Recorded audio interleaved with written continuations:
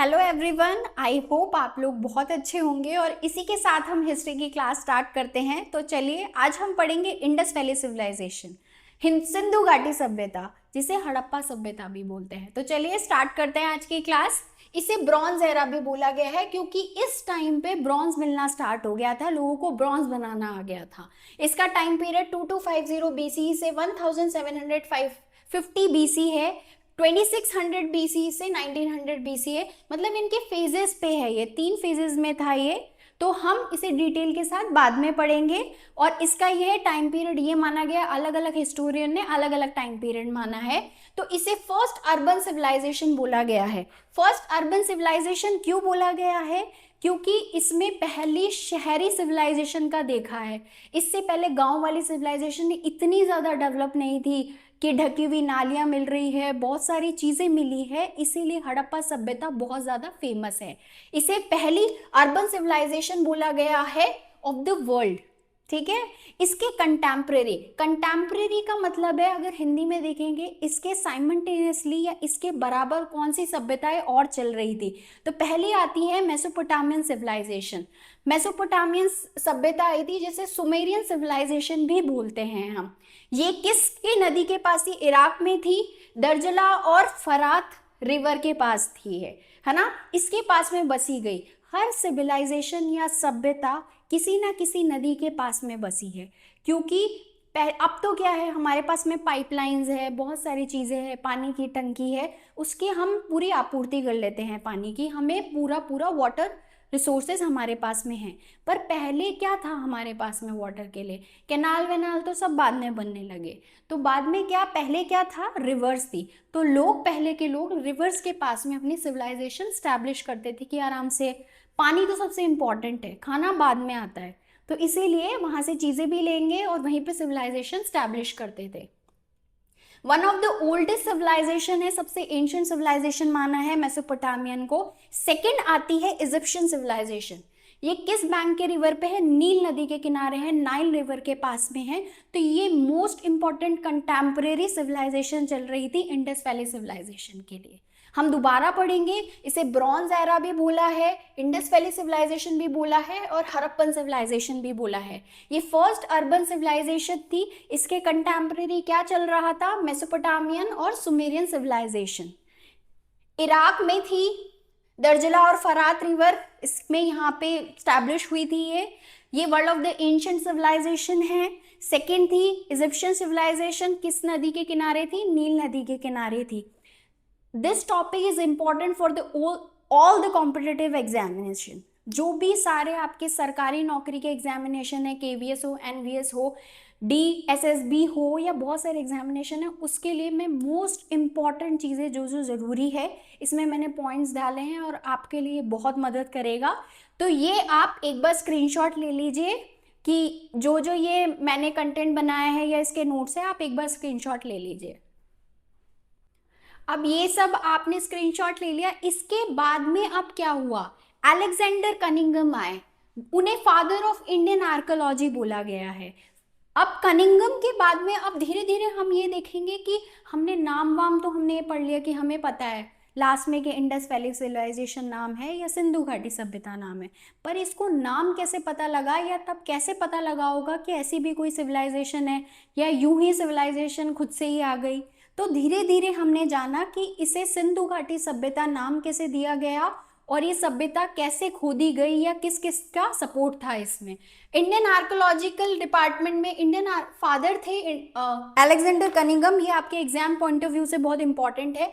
Charles mason आए, first time इन्होंने information दी थी 1826 के अंदर कि ये इंडस वैली सिविलाइजेशन है। ऐसी कोई सिविलाइजेशन है जैसे इंडस वैली सिविलाइजेशन है, इनका नाम याद रखना।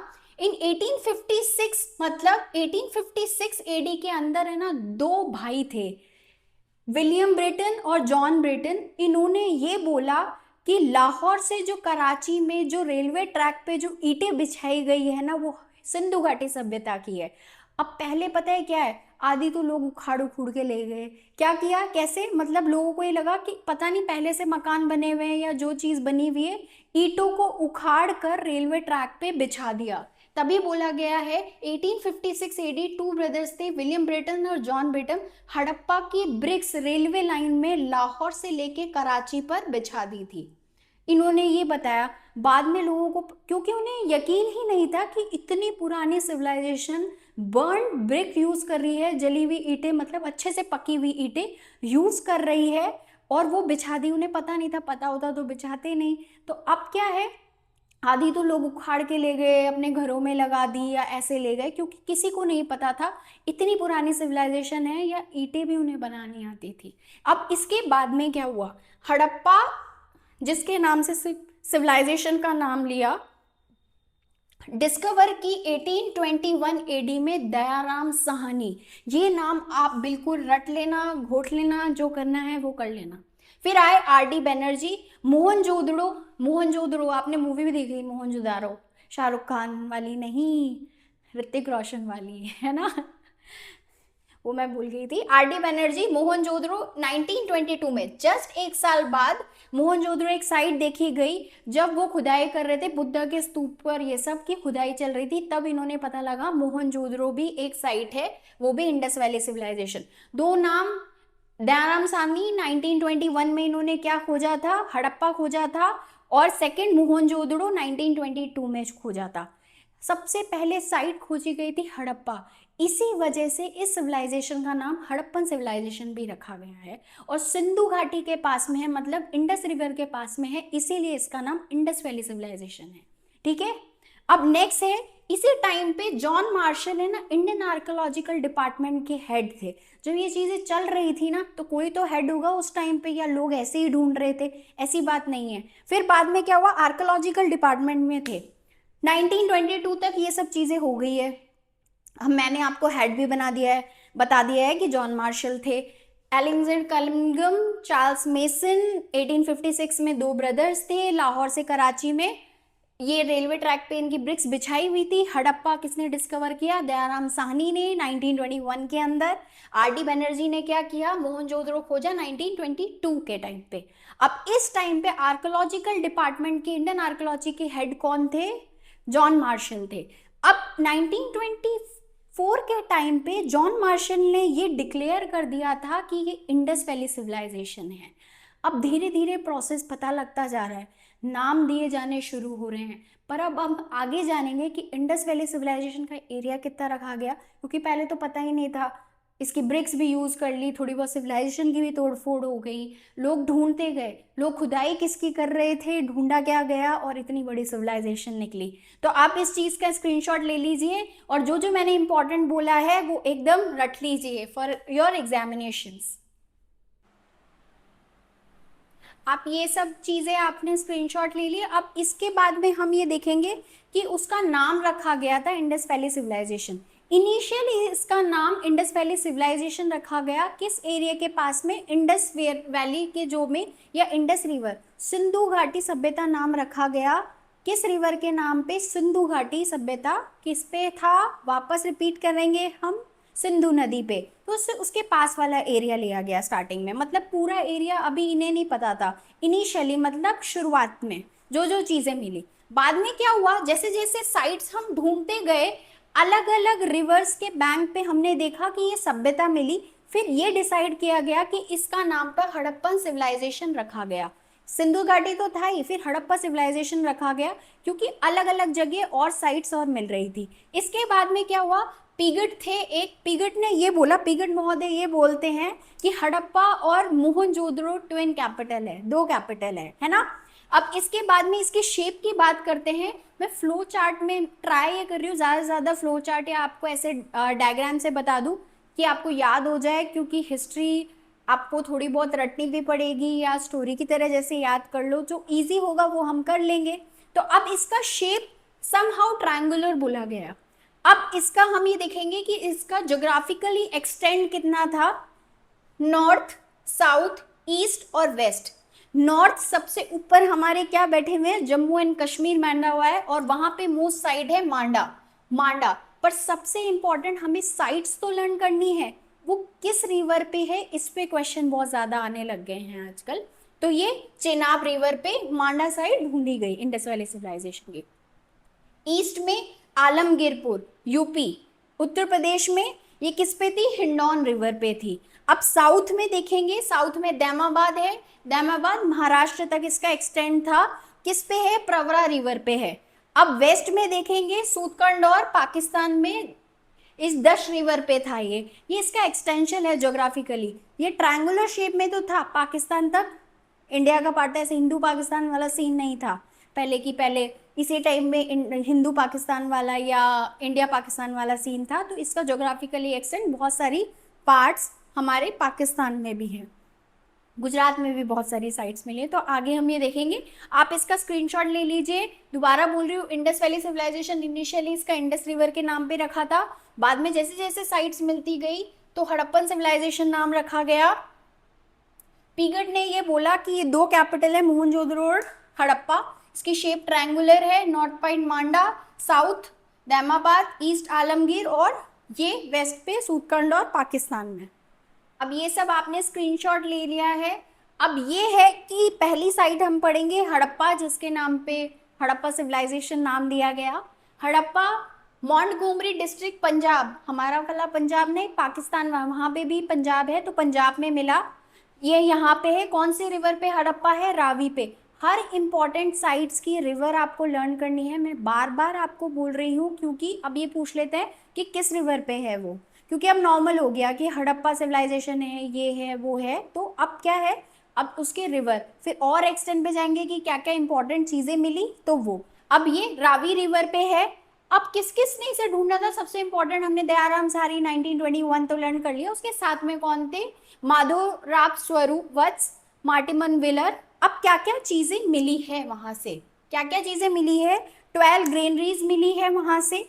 सेकंड मिला है सर्कुलर प्लेटफॉर्म मिला है, सर्कुलर एक चबूतरा नहीं होता, पहले एक पंचायत लगती थी वैसे टाइप पे कुछ मिला है, प्लेटफॉर्म मिला है। उस पर क्या होता था, वहाँ पे ये माना गया है कि ये जो फूड ग्रेन्स होते थे उसको श्रेड किया जाता था, जैसे अनाज वनाज है तो उसको फिर अलग भी तो करेंगे, तो ये सब चीज़ें मतलब उन्होंने ये माना है।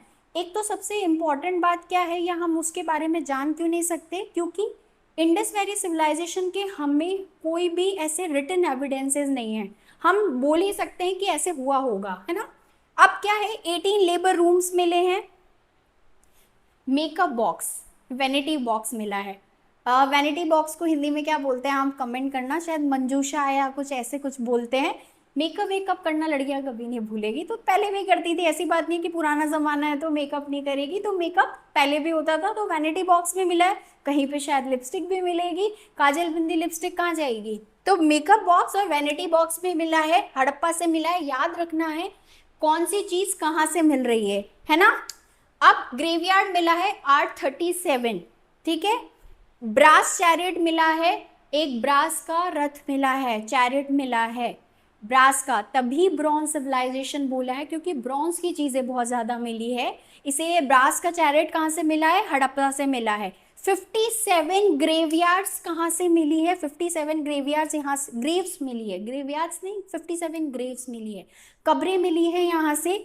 और उसमें से है ना, एक ये बोला गया है कि एक फॉरेनर्स की कब्र है। क्यों फॉरेनर की, क्यों इसलिए बोला गया, क्योंकि सब कब्रें तो अलग फॉर्म में ऐसे दफनाई गई होगी या कोई और प्रोसेस होगा। आगे हम ये भी देखेंगे कि कैसे कैसे क्या किया गया था, उनका ग्रेव्स का क्या होता था। फॉरेन इसलिए बोला गया है कि वुडन कॉफिन में थी, एक वुडन के एक बक्से में थी, क्योंकि और सब ऐसे नहीं थी, है ना, इसलिए शायद किसी फॉरेनर की होगी, तो ये माना गया है, ठीक है।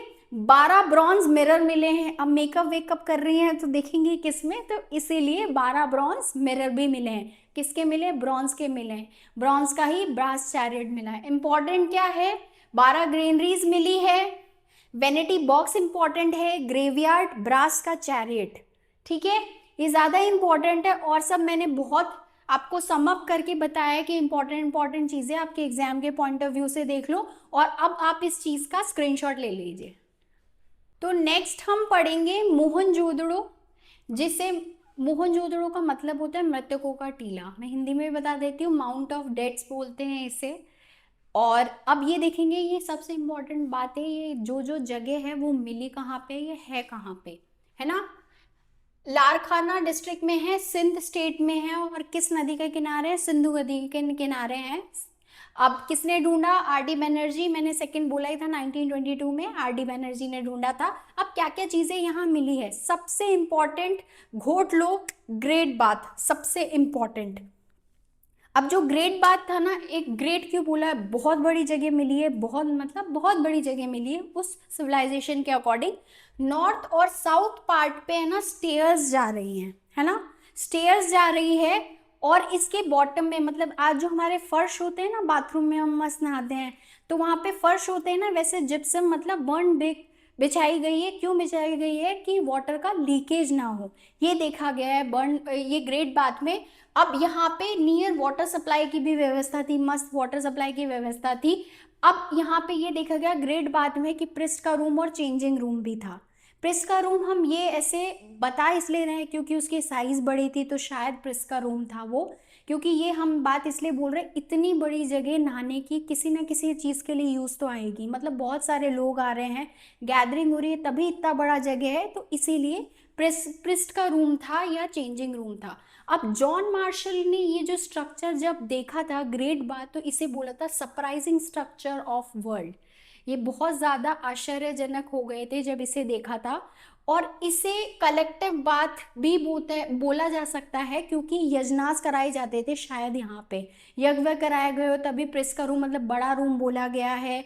और इतनी बड़ी स्ट्रक्चर है तो कोई ना कोई गैदरिंग हो रही है, तो शायद यज्ञ होते हो तो सबको नहाना जरूरी है, इसीलिए ग्रेट बाथ मोहनजोदड़ो की सबसे इंपॉर्टेंट चीज़ ये मिली है। इसके बाद में ग्रेट ग्रेनरी, ये लार्जेस्ट स्ट्रक्चर है मोहनजोदड़ो की, ये ग्रेट ग्रेनरी है। ये दो इंपॉर्टेंट चीजें आप रट लेना। यहाँ पे कोई ग्रेवयार्ड नहीं मिले, इसका मतलब शायद ये चीज शो करती होगी कि यहाँ पे लोगों को जलाया जाता होगा, शायद, हम ये बोल नहीं सकते। और आइडल, एक है ना प्रिस्ट का है ना आइडल मिला है वहाँ पे, योगी की आइडल मिला है वहाँ पे, ये भी इंपॉर्टेंट है। ब्रॉन्ज का आइडल मिला है, हर जगह ब्रॉन्ज की चीज़ें मिल रही है, तभी से ब्रॉन्ज सिविलाइजेशन माना गया है, क्योंकि ब्रॉन्ज की चीज़ें मिल रही है, मतलब ब्रॉन्ज को बनाना इनको आता था।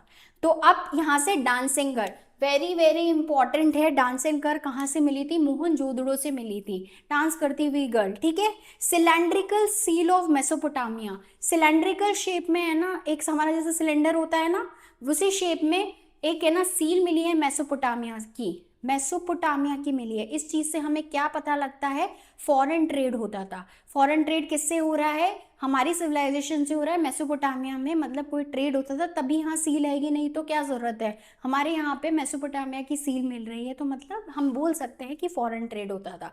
7 सबसे इम्पॉर्टेंट, अब इसका हमें ना ये भी पूछ लेते हैं कि कौन कौन से, एक सील मिली है पशुपति शिवा की सील बोला है इसे, या प्लूटो शिवा बोला है, ये सील है। मैंने प्लीज हंसना मत कि जो मैंने डायग्राम बनाया उस पर, उसे पशुपति शिवा बोला है जॉन मार्शल ने।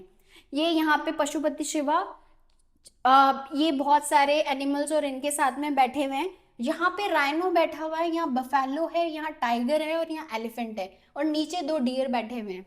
इसका आप सीक्वेंस और कौन कौन से एनिमल्स है आप ये याद करना, क्योंकि समहाउ कई बार एग्जाम में आ जाता है कि कौन कौन से एनिमल्स यहाँ बैठे हुए थे, तो ये सब बहुत इंपॉर्टेंट है। नो, यहाँ पे कोई ग्रेवयार्ड नहीं मिला, ग्रेट ग्रेनरी है। ग्रेट बाथ के कुछ फीचर्स मैंने बता दिए, ब्रॉन्ज का आइडल मिला है, डांसिंग गर्ल मिली है, प्रिस्ट योगी की मूर्ति मिली है, सिलेंड्रिकल सील मिली है मेसोपोटामिया से। ये कुछ इंपॉर्टेंट चीज़ें थी कि यहाँ पे मेसोपोटामिया में क्या क्या चीज़ें मिली थी, तो आप इसका स्क्रीनशॉट ले लीजिए।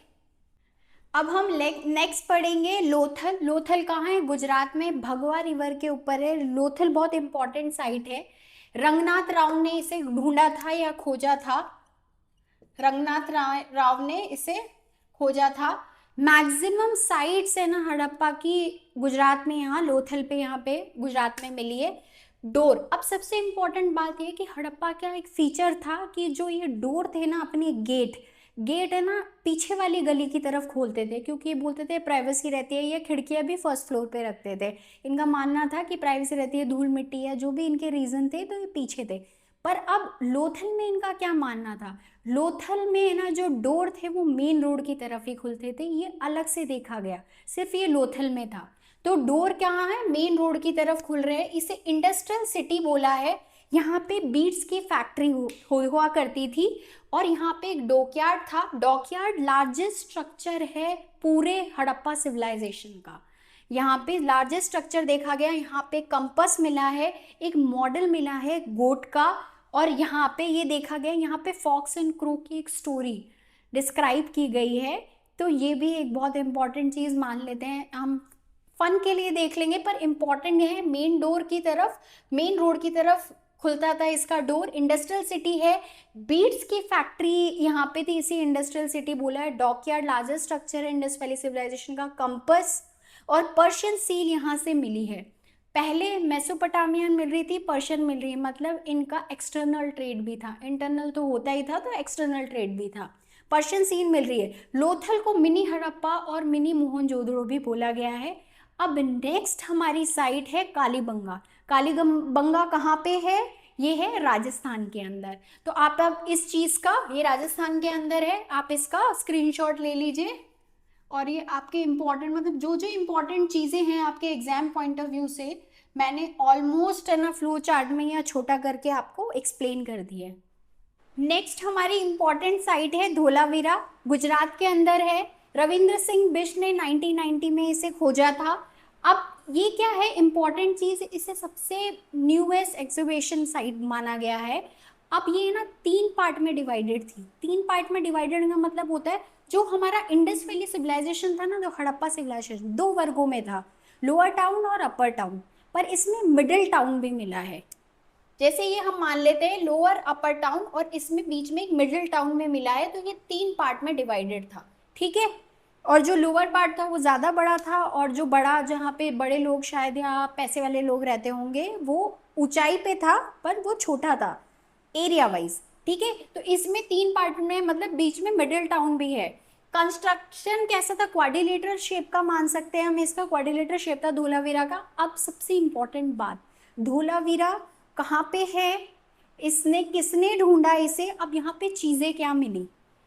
पॉन्ड मिला है, आर्टिफिशियल सोर्स ऑफ इरिगेशन, मतलब पॉन्ड्स मिल रहे हैं, तालाब मिल रहे हैं, तो इरिगेशन के लिए, सिंचाई करने के लिए आर्टिफिशियल सोर्स मिला है। स्टेडियम मिला है और एक नोटिस बोर्ड मिला है। यहाँ पे सबसे इंपॉर्टेंट चीज़ें ये मिली है। अब नेक्स्ट हमारे इंपॉर्टेंट साइड है चुनोदारो, पाकिस्तान के अंदर है। यहाँ पे बीड्स मैन्युफैक्चरिंग इंडस्ट्री फैक्ट्री मिली है। बीड्स मतलब मन के बनाने की कारखाना मिला है। यहाँ पे मन के छोटे छोटे मोती बनाते हैं ना, वो कारखाना मिला है। यहाँ पे ज्वेलरी वुलरी सब पहनेंगे, वैनिटी मेकअप वेकअप सब करना है, लिपस्टिक विपस्टिक सब लगानी है ना। तो ये है, यहाँ पे ना कोई भी एविडेंसेस नहीं मिले फोर्टिफिकेशन, मतलब किला बंद करने के कोई एविडेंस नहीं मिले। फॉर एग्जाम्पल ये फोर्टिफिकेशन है, इनको सिक्योर करने के लिए यहाँ पे फोर्टिफिकेशन किया गया है, किले बंद किया गया है कि रक्षा कर सके। यहाँ पे कोई एविडेंसेस नहीं मिले। यहाँ पे ना एक ब्रिक पे, मतलब एक ईंट पे है ना इम्प्रिंट्स मिल रहे हैं कि डॉग और बिल्ली को पीछा करते हुए, डॉग बिल्ली का पीछा कर रहा है। आज भी करते नहीं रहते, एक दूसरे के पीछे भागते रहते, बिल्ली भागती रहती है फिर डर के, तो वैसे इम्प्रिंट्स एक ब्रिक पे मिल गए होंगे, गीली गीली होगी शायद ब्रिक, तो उसके ऊपर उनके इम्प्रिंट्स मिल गए। सबसे इम्पॉर्टेंट बात, लिपस्टिक, लिपस्टिक मिली है यहाँ पे। अब वैनिटी बॉक्स में मिल गया, काजल बिंदी लिपस्टिक सब चाहिए तो लिपस्टिक भी यहाँ मिली है। इंपॉर्टेंट चीज़ है, चूनोदारो को एनजी मजूमदार और अर्नेस्ट मैगो ने चूनोदारो खोजा था। तो ये कुछ इंपॉर्टेंट चीज़ें हैं 2। अब आगे हम और साइट्स करेंगे आपके एग्जाम पॉइंट ऑफ व्यू से, जैसे जैसे जो छोटा हो सकता है या फ्लो चार्ट में जैसे भी मैंने इजी बनाया है आपके लिए, पर आप इसका स्क्रीनशॉट लेते रहिए टाइम टू टाइम, आप इसका स्क्रीनशॉट ले लीजिए। अब हमारी नेक्स्ट इंपॉर्टेंट साइट है बनावली। बनावली कहाँ पे है, हमारे हरियाणा में है, हरियाणा बोलेंगे हम इसको, है ना। रविंद्र बिष्ट ने इन्हें खोजा था। अब इसमें इंपॉर्टेंट चीज़ें क्या क्या मिली, यहाँ पे कोई भी ड्रेनेज सिस्टम के एविडेंसेस नहीं मिले। ये जो मैंने आपको साइट्स पे क्या क्या चीज़ें मिली है ना, आप कंफ्यूज हो रहे होंगे। आप जस्ट साइट्स जब खत्म हो जाएगी ना, तो मैं इनका इंपॉर्टेंट स्ट्रक्चर या इनका टाउन प्लानिंग क्या था ये बढ़ाऊंगी, ठीक है। अब इसका है ड्रेनेज सिस्टम कोई नहीं मिले। यहाँ पे वॉश बेसिन मिला है, एक वॉश बेसिन मिला है हाथ धोने का। यहाँ पे रिमेन्स मिले, मतलब कुछ बर्ली के रिमेन्स मिले। यहाँ का एक मड का एक टॉय मिला है, प्लफ मतलब एक हल, मिट्टी, गीली मिट्टी से बना हुआ एक मिला है, क्या मिला है यहाँ पे, हल मिला है। अब नेक्स्ट इंपॉर्टेंट साइट है राखीगढ़ी। राखीगढ़ी भी हरियाणा के अंदर है। जो जो सेम सेम जगह पे साइट्स है, आप उसकी टेबल बना लें खुद से, या आपको ऐसे लर्न हो रहा है तो वो भी सही है। राखीगढ़ी राफिक मुगल और सूरज भान ने ढूंढी थी। लार्जेस्ट सेंटर है ये इंडस वैली हड़प्पा सिविलाइजेशन का, सिंधु घाटी सभ्यता का। अब 9th पे है रोपड़। रोपड़ पंजाब सतलज रिवर के पास में है, रोपड़ सबको पता है। यज्ञदूत शर्मा ने 1953 में ढूंढा था। अब यहाँ पे है ना, ये न्यूएस्ट साइट है पोस्ट इंडिपेंडेंस के बाद में, मतलब आज़ादी के बाद में। अब यहाँ पे सबसे इंपॉर्टेंट चीज क्या है, डॉग को बरी दफनाया गया है किसके साथ में, मैन के साथ में। ये आपने ना एक जगह और देखी होगी, कश्मीर में बुर्ज होम थी एक, वहां पे भी ऐसे दफनाने के आपको साक्ष्य मिले होंगे, और वहां पे भी आपने ये चीज देखी होगी। एक नियोलिथिक एरा में आपने ये सब चीजें देखी होगी। हमें ना इससे आगे जब अगर आपको पढ़ने का मन हो वो वाली चीजें भी, तो आप मेरे को कमेंट करना, हम वो वाला भी लेक्चर ले लेंगे। अब सबसे इंपॉर्टेंट ये है, ये कई बार एग्जाम पॉइंट ऑफ व्यू से आ जाता है कि सबसे बड़ी साइट कौन सी है, इसको आप अरेंज कीजिए। राखीगढ़ी, मोहनजोदड़ो, हड़प्पा और धोलावीरा, आप इसका स्क्रीनशॉट ले लीजिए, फिर नेक्स्ट टाइम हम नेक्स्ट साइट्स करेंगे। अब हमारी नेक्स्ट इंपॉर्टेंट साइट है सूट कोटड़ा, गुजरात के अंदर है। जगपति जोशी ने इसे खोजा था। इसमें यूनिक तरह की ग्रेव मिली है। क्या चीज मिली है, ये इंपॉर्टेंट है हमारे लिए। जगपति जोशी जिससे इसने जो जो साइट खोजी है या ढूंढी है, वो आपको लर्न करनी है। आपके एग्जाम पॉइंट ऑफ व्यू से बहुत इंपॉर्टेंट है, क्योंकि क्वेश्चन पूछे जाते हैं कि एक तो कहाँ से है, किस रिवर पे है और किसने ढूंढा। एक तो यहाँ पे हॉर्स की बोन मिली है, ये इंपॉर्टेंट चीज़ है, क्योंकि हॉर्स का तब कोई ऐसी चीज़ देखी नहीं गई, पर हॉर्स की बोन मिली है ना। यूनिक ग्रेव थी। यहाँ पे बिग स्टोन रखा जाता था, मतलब ग्रेव पे ये देखा गया है, मतलब समाधि, या जहाँ पे समाधि नहीं बोलेंगे हम उसे, ये बोलेंगे जहाँ पे दफनाया जाता था, वहाँ पे ये यूनिक चीज मिली है इंडस वैली सिविलाइजेशन में। वहाँ पे सिर्फ ओनली सिंगल फोर्टिफिकेशन किया गया है। बोथ कॉलोनीज में, लोथल में भी ये देखा गया। सिंगल फोर्टिफिकेशन मतलब दोनों, बोथ कॉलोनीज में, ऐसे नहीं कि हाँ डबल या बहुत ज्यादा सिक्योरिटी, ये सब चीजें यहाँ पे नहीं देखी गई। अब नेक्स्ट क्या है, सूट कोटड़ा। सूट कोटड़ा हमने देख लिया है। हाँ, अब नेक्स्ट है सूत का अंडोगौर, पंजाब में है, पाकिस्तान वाला पंजाब ही हमारा। जगपति जोशी ने देखा था, जोशी जी हमारे बहुत कुछ देख रहे हैं, है ना। अब नेक्स्ट है डॉकयार्ड सिटी, बोला है इसे, सेम लाइक अ लोथल। इतना ही इंपॉर्टेंट है इसमें। जगह कहाँ है, कहाँ पे है, ये हमेशा याद रखना है हमें। रोजदी गुजरात के अंदर है। यहाँ पे रिमेन्स मिले एलिफेंट के, हाथी के रिमेन्स मिले हैं। 13 है हमारा डैमाबाद, साउथ ईस्ट पार्ट है। जब मैंने वो डायग्राम बनाया था प्लस का साइन बना के, उस पर साउथ ईस्ट पार्ट बोला था, महाराष्ट्र के अंदर है। और कहाँ है, दैमाबाद। ब्रॉन्ज का यहाँ पे चैरियट मिला है, ब्रॉन्ज का यहाँ पे रथ मिला है, ये इंपॉर्टेंट चीज है, आप लर्न रखिएगा। कुनाल कहाँ पे, हरियाणा, यहाँ पे 2 सिल्वर के क्राउन मिले हैं। ये कुछ इंपॉर्टेंट जगह हैं जो आपके एग्जाम पॉइंट ऑफ व्यू से बहुत इंपॉर्टेंट है। मैंने ट्राई किया है, जो ज़्यादातर पूछी जाती है, या इसमें चीज़ें क्या मिली है, किसने खोजा है, कब खोजा है और किस रिवर पे है, जनरली मैंने बता दी है कि सब एग्जाम में जो इंपॉर्टेंट चीज़ें आई, तो मैंने ट्राई किया है कि पूरा आपके लिए करूँ। नेक्स्ट मेरी क्लास में टाउन प्लानिंग देखेंगे, उसका एग्रीकल्चर कैसा होता था, स्क्रिप्ट क्या क्या लिखी जाती थी, पढ़ सकते थे या नहीं पढ़ सकते थे, उसका स्ट्रक्चर समझते हैं, टेम्पल्स थे या नहीं थे, रिलीजन में क्या उनके पॉइंट ऑफ व्यू था, उसका डिक्लाइनिंग का रीज़न पढ़ेंगे। क्योंकि इतनी बड़ी सिविलाइजेशन है, मैंने एक पार्ट में, पार्ट 1 में सिर्फ साइट्स और उसमें क्या क्या चीज़ें मिली वो सब बता दिया। अब हम सिर्फ normal social structure, economic condition, trade, ये सब चीज़ें देखेंगे। अगर आपको मेरा वीडियो अच्छा लगा हो, थैंक्स फॉर वॉचिंग, और आप ऐसे ही लाइक कर दे रहे, थैंक यू वेरी मच।